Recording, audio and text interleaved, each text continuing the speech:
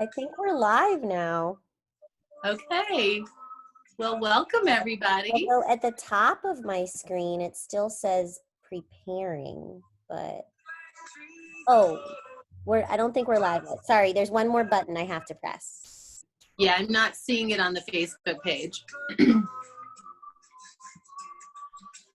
The title, what should I call it? What should I call our title for today? I called it Weekly Gathering. How about Weekly Gathering Courage?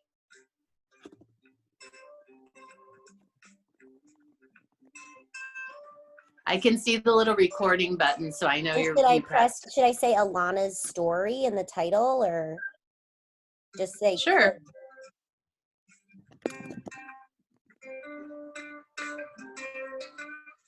Yeah, however you want to name it. Okay.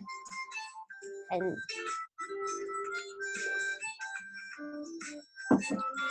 okay, now I pressed going live, so it's just I'll tell you when we're meeting is now streaming live. Yay! Oh, I see it. Amazing. It's got a weird delay though, like if you're watching it. Yeah. Well, it's exactly 2 o'clock, so let's get started. Cool. Wow, welcome everybody for Ilana and Jenny and Happy Heart Teachers' very first of many weekly gathering on Facebook Live.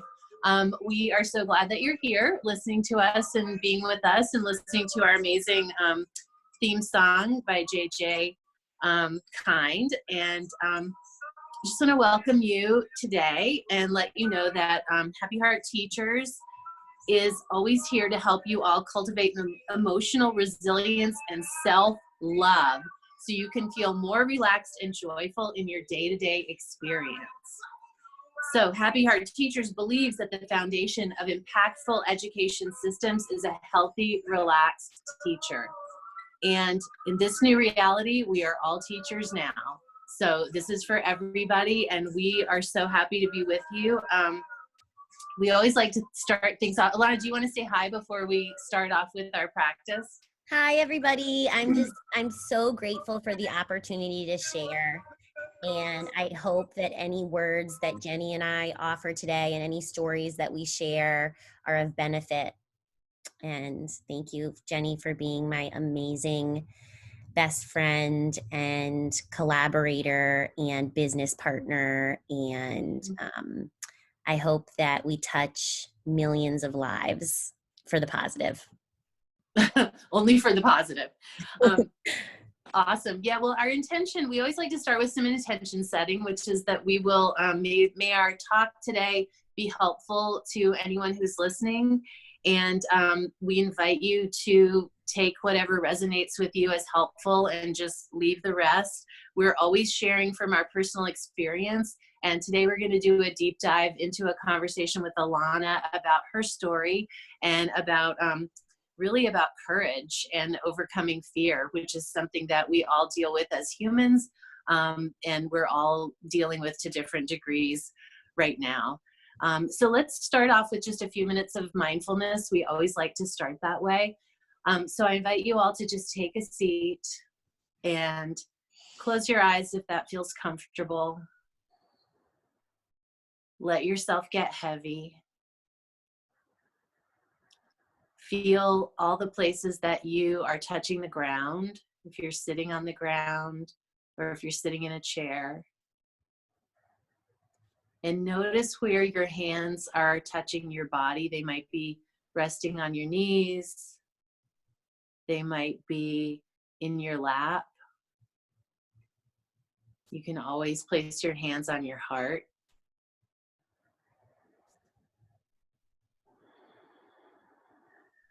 And just feel your breath. Notice your breath coming in through your nostrils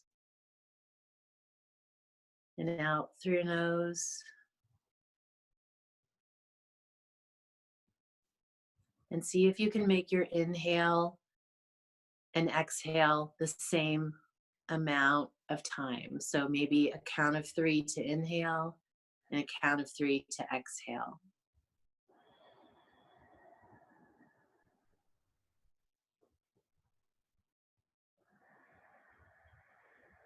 This one-to-one breath sends a signal to your parasympathetic nervous system that it's okay to relax.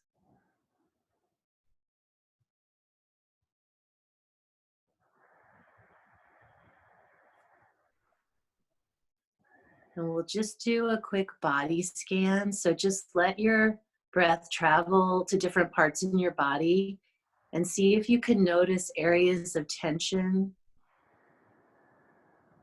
Send the breath there with the intention that the breath will release that tension.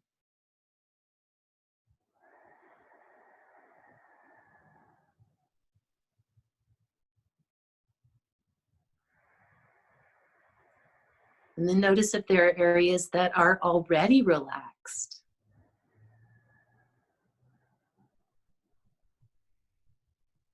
And invite your breath there.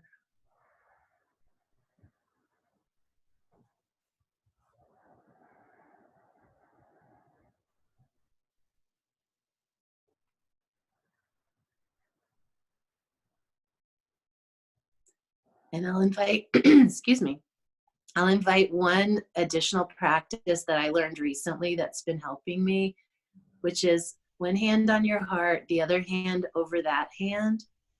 And it's a heart massage, just a light pressure massaging in a circle from your right side to your left side and around, but your hands stay in one place. And this massage syncs up your emotional heart and your actual heart.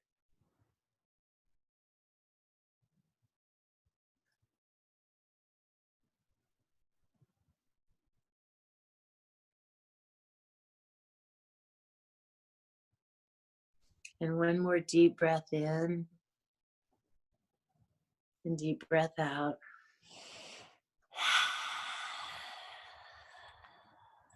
A deep breath in and open mouth exhale. And maybe on the last one, a deep breath in and an open mouth exhale with sound.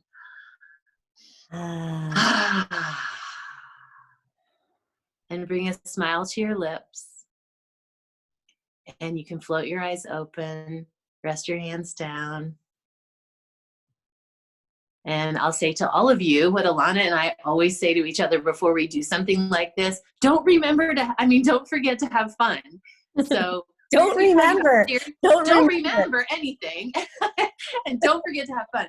We're going to be talking about serious things, but at the same time, we can always bring a little lightness, a little airiness to all the things that are bothering us. And so taking a few minutes, just 3 minutes of mindfulness in the middle of your day, in the middle of your stressful moments, can release exponentially more tension than you imagine it will.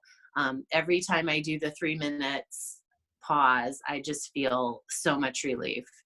So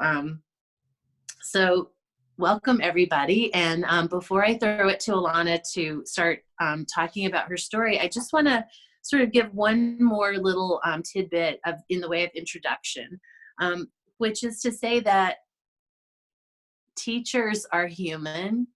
And when we come into the classroom, whether it's virtually or in real life, we come with all the layers and struggles and joys that humans carry around with them everywhere. We're not a blank slate. We're not robots.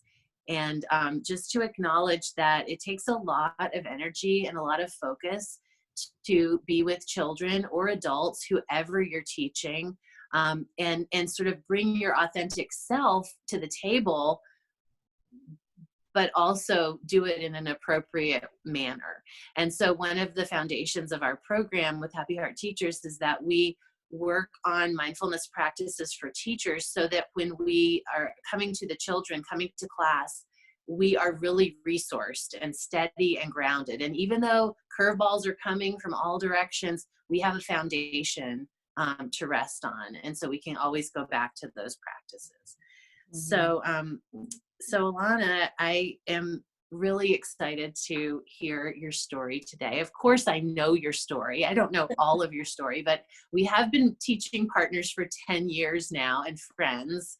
such good friends, and we're both Sagittarius, and sometimes we joke that we are the same person because things happen to both of us, and it's just uncanny how often we are Parallel experiencing. lives. We do. And a lot, for those of you who don't know us, Ilana lives in California. I live in Montana, but we both were in New York City together teaching and living there for many, many years. So Ilana, I'm just going to throw it to you to start off with what you want to tell us about today. Thank you. Well, today I'm really excited for the opportunity to share a little bit of my story and some intimate details about things that I have felt shameful about and vulnerable about, as an effort to both normalize, the landscape of mental health and depression and anxiety, and also so you get to know for those of you who don't know me well, I think like it's really nice to know, and I'm excited on another Friday, Jenny will share more of her story, and it's like, we want you to know who we really are and why, what motivates us, what makes us tick, why are we here building Happy Heart Teachers, why do we care about this, and we bring so much of our own personal story to what we do and why we're driven to be here. So um, today, I'm going to talk a lot about courage because it seems to be a theme of my life is courage and fear. And I have grown up with tremendous amounts of fear, even though I grew up very privileged and in no real danger. My mind was trapped in so much clenching. Fear is like, oh gosh, Jenny, fear is the worst. It's just you literally feel sick, you literally feel your stomach, at least me. I feel like, and I have been sick. I have physically, not just a feeling of sick, but I have throughout my life been very, very ill just from my thoughts, even when I wasn't in danger. So my story of who I become, I feel like the most pivotal moment really started when I was 5 years old, and I heard some stories from my grandparents who are Auschwitz and Dachau survivors from Nazi concentration camps in the Holocaust. And they told me in a lot of detail stories that still upset me to hear and to tell and to share today. And at 5 years old, I just like couldn't even process that the world could have that type of evil in it. And so I really got hit. My nervous system got hit big time with like, there are terrible things that happened and they happened to your grandma and they could happen to you. And that freaked me out major. And then not only that, but right around the same time, a different grandma of mine passed away. So at 5 years old, I was at my first funeral and I was seeing a casket being put into the ground. And I was learning that people that are the most important people in your life um, can and will eventually leave you. And so I developed severe separation anxiety, especially around being away from my mom. Like I'm not okay if my mom is not with me. And many children face this kind of fear. It's very actually normal to have like fear of being away from mom. But the way I experienced it was really heightened to the point where I struggled to go to school without getting sick, without getting rashes, without throwing up, without I just had this story in my head that like if I went down the carpool lane, when you're a kid, like you get dropped off in the carpool lane and Yep. then your mom drives away and it's like I literally thought I would never see her again. Like I couldn't just like skip off to school like a first grader or a third grader or a fifth grader, like all those years through elementary school, even through high school, even to college. I was struggling with feeling resourced, with feeling that I'm safe enough, And so as a child, my parents really wanted to help me. and they put me on anti-anxiety medication. Maybe I started that when by the time I was 9 years old. And what I've learned from all these years of dealing with fear is, first of all, I've learned that I am incredibly determined, because like I just keep showing up. I don't just like acquiesce. I was scared to go to college, but I went to college. And I was scared to live away from home, but I moved away from home. And I was scared to go in the ocean, so I decided to learn how to scuba dive. Like I just like kept, and at some point I realized like I think I'm actually I got to a certain point like around 19 years old where I was like, fuck it. I'm going to conquer every fear. And I kind of went gangbusters. Like, I'm going to do everything. And it wasn't fun. Like, I think there are certain personality types that like love mountain biking and the thrill. And like, it really, like, it actually fills them. But for me, it was like, there was no point of it that was like, I'm enjoying this challenge the entire way. It was like, I'm struggling, like I'm just forcing myself, and I hate this. And so when you jumped out of the airplane, yeah, that was like, wasn't that around that time? Yeah, totally. I was just, because I think I got to a certain point where I was like, I can't live like this anymore. Like it was a disability. I was not going to events, I was staying at home in bed and crying. I got to a certain point where I was like, enough. I can't continue like this. And so I was willing to kind of do I almost feel like I was willing to do whatever it took, but what I didn't realize, and is a much more nuanced wisdom that I've gained maybe in the last 2 years, is that I was still fighting with myself versus, versus like, oh, fear is here and I'm still going to commit to my values of courage, and I'm still going to commit to my values of XYZ.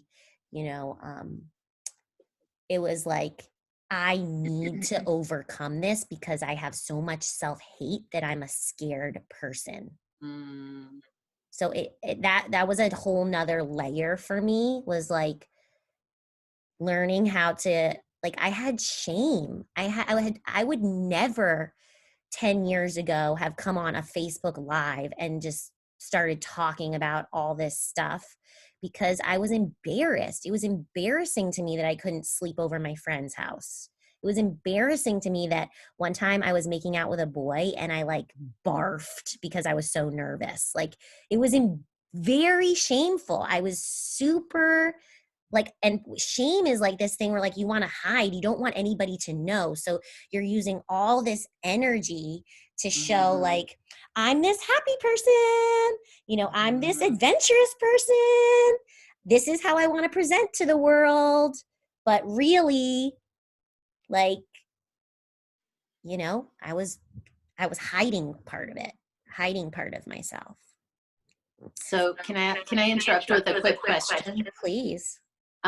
So, because I've watched part of this process, because I've known you for 10 years, so I didn't know that child, or I didn't know the 19-year-old, but I have watched you kind of relax into like what is, as opposed to like trying to, overcome it and like act happy when you're not feeling happy. Like, I feel like I've watched you kind of sync up your emotions and your external a lot. And I think that is a key to like integrating, it's like you're not acting one way and feeling another way.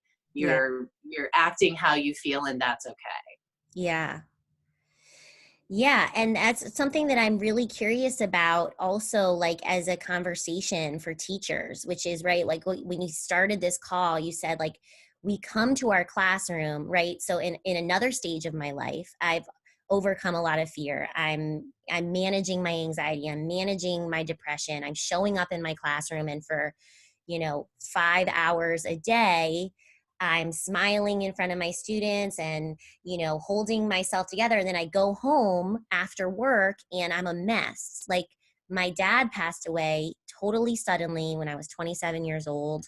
It was another big trauma in my life. And 2 weeks after losing my dad, which completely triggered all my PTSD, because all my personal anxiety was around losing a parent. Specifically, I mostly was scared about losing my mom, but it's the same thing. And I was very, Yeah. very close with my dad. And it was so sudden. And it was like my actual worst nightmare that I had been worrying about since age 5 just happened. And Yeah. 2 weeks later, I'm in my classroom teaching, like, everything's fine. Everybody take out your pencils, just like, and that's brave and that's courageous. And I'm proud of what I accomplished. And I was also,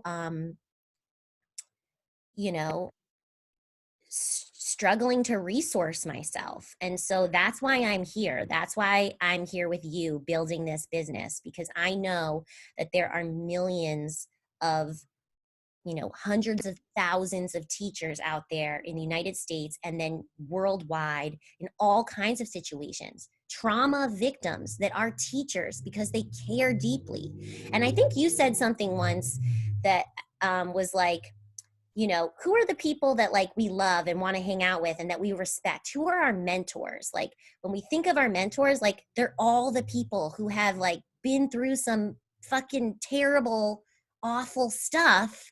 And there is this sort of like thing about how trauma, as much as we don't wish it on anybody, as much as how we don't want to invite it in and we don't want terrible things to happen to us, there is this like coexistence between trauma and growth, and trauma and empathy, and trauma and wisdom, right?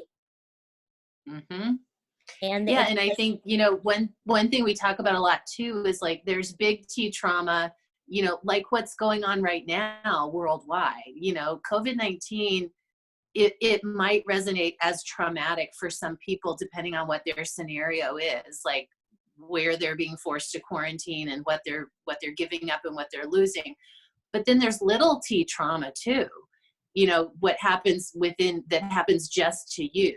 COVID-19 is happening to everybody, mhm. but things that happen only to an individual can sometimes feel more traumatic because we're alone. Like you were saying, that thing about shame and like being alone with things. So one of our missions with HeART Teachers is to bring these feelings, to normalize this conversation, especially in the classroom, Mhm. especially because all those children who come in to be with us every day, they also are bringing their baggage and their layers and their pain. And to acknowledge those is crucial to everybody's well-being. And yet I was spending and investing so much energy in hiding that I was going home and experiencing depression, that I was going home and experiencing, you know, um, a lot of suffering, because I also had this stigma with parents, like, oh, I don't want the parents to know that, you know, I'm really having a hard time, because then they're not going to think I'm like a good teacher. In fact, Yeah, even though ironically, that's what makes me an amazing teacher, is that's because I have right. compassion, because I know what it feels like to feel, self-hate. And I do want to like pivot the conversation on another Friday and talk about how can we envision a world and a school system, and how can we imagine something where we don't need trauma to create wisdom, where like, because while I'm trying to like be on the team of like, yes, this meant something, there was meaning in this, because that helps me move through my trauma instead of just like feeling as a victim, like I can never get Mhm. over this because this happened to me and I was 5 and I didn't, this shouldn't have happened and it's unfair. And how many years have I been suffering, and yada, yada, yada, Mhm. yada, yada. It's so easy to go down that victimhood road. At a certain point, you have to choose to say, that was a gift. like that, what that made me who I am. And yeah, like, so in more current times, right? I'm not done yet, guys. Like, for those of you who are listening, you know, I'm not coming on here saying I was traumatized and now I'm not, or like I'm finished, I'm totally healed. I am in a completely different place than I was as a 5-year-old and a 10-year-old and a 15-year-old, you know, and on until now I'm 35. And I keep growing. But what I sometimes forget is my own growth. I think all of us do that. Like, we just see where we want to get, which is like this idea of this healed, you know, optimistic game changer that's helping all these other people, and that's like not like crying in bed and can't get up and, you know, all that. um and we forget. So when I have those moments, because I still have them, guys, I still have moments where days where I don't want to get out of bed, where I feel self-hate, where I feel like I'm not a good enough teacher. I still have them even today. And yet I notice, like, if I really think about the trajectory of who I am now, I see my suffering is less. It's just when you're in the suffering, you're like, this is here again? How can this be? I thought I dealt with this, you know? I thought Yeah. I've had my quota for suffering has been filled. Like, I'm done. But no, but I do see a general growth. Like, and I attribute that to mindfulness and yoga. And I'm sure other, you know, relationships and friendships and all kinds of things that are healing. There's not one answer, but the present day Ilana is so grateful that I chose to keep meditating. That, you know, I started meditating around 10 years ago, and there have been so many times that I've gone to sit in meditation and I've been like, this shit isn't fucking working. Like, why am I even doing this? But yet I kept showing up and like circling back to courage. For me, it's like, okay, when I start to feel like my tools aren't even working and I still am using them, that's courage. And it is,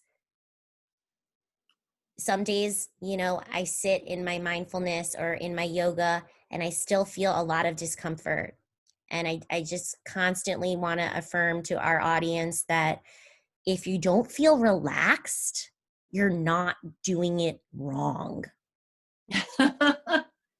That's so true. And one thing that came up for me a lot too, and I especially now, is sometimes you can't go from depressed, anxious, activated, strong emotions straight to relaxed. Like, it's a stair stepping thing, you know? So sometimes you have to go from angry to another place, like a releasing place, Mhm. before you can get to calm. So thinking that you're going to just be bouncing between the two extremes is not really realistic for humans. You know, our emotions, we need a gradual, we need to go to some like medium places in between. And I just also wanted to add, Ilana, thank you so much for bringing up that whole point that we just have to keep doing it, because then it's there for us. You know, in mindfulness, it doesn't always look like sitting still peacefully with your eyes closed. It can look a lot of different ways. Yeah, and I know that we're like coming up to the 30-minute mark. And so, you know, I could talk on this Facebook Live for like the next 10 hours, and you know I could. She could. and and like, we're gonna be back, and so I don't have to say every single thing, every piece of wisdom that I've ever learned in the history of time in this 30-minute nugget. I hope that you've received something, and just know that, like, we're gonna be here every Friday talking about Jenny's story, talking about my story, talking about other people's stories, you know. And it's not really like, I really don't want this to be just about the Ilana show. I'm sharing my story with the understanding that you know, hearing people's stories can be helpful. And I have to say that in the wake of this COVID-19 situation, as someone who has been overcoming PTSD and debilitating fear almost my entire life, this is a very triggering time for people who have had depression and anxiety in their life ever. This is also a very triggering time for someone who has never experienced depression or anxiety.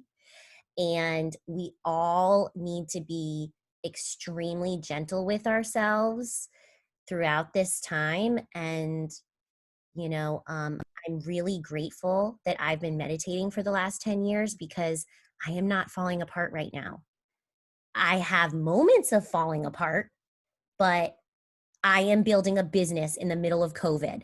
I am showing up and teaching in the middle of COVID. And you are out there too. And like acknowledge, instead of like that vision of the Ilana of the future that I want to be so bad, like celebrate our wins as we are doing them. Like you showed up to teach a virtual class this week. It was terrible. Your tech got messed up. Great. Like, good job. Good job. Good job. Just like everybody cheer each other on right now. Yeah, I want to share as we wrap up. I building on what you just said. I want to share a phrase I learned just yesterday, and it's called working intuitively. So when we're at home, I asked someone. I was like, we had to set a meeting. I said, are you working like Monday to Friday, or are you working on the weekend? She's like, I'm working intuitively, meaning if I do a piece of work and then I need to go lie down for a minute or play my guitar, or like this morning I put on electric slide tutorial and I did a little electric slide and it felt so good. And it was like, the thing, like we started with this, the fear, like we have to just like let all of that soften and open ourselves up to acceptance and celebrating our wins. And then we can do our mindfulness and then we can grow. And tomorrow we'll do the same thing again. It's not like we get done. It's not like we cross the finish line, but everything just gets a little less painful. And like the last thought that sort of comes to my mind that just kind of got a download was like fear and resiliency are like best friends. Like I have this little meme in my head of like a little cartoon character that's like fear and a little cartoon character that's like resiliency, and they're holding hands. Because like for my whole life, my whole entire life, almost up until very recently, I was just trying to get rid of fear as much as possible. Like, I don't want you here. Get out. I hate you. I hate feeling you. And now I'm like, wait, like, look at how all those times I was afraid and I showed up anyway, I grew my badass resilience muscle. Like Yeah, you did. I would not be resilient if it wasn't for all that fear. That's right. Yeah. That's right. Good job, sister. Good job. Thank you for the space to share, and we'll be back, and we can't wait to tell you the practical ways we help ourselves, tools, teach you practices, all kinds of stuff. Sorry, I was like, I was just getting our theme song going for the goodbye. So thanks everybody for being here. See you next week, 2:00. Follow us on Instagram, HeART Teachers, and Facebook. We love you. Love you.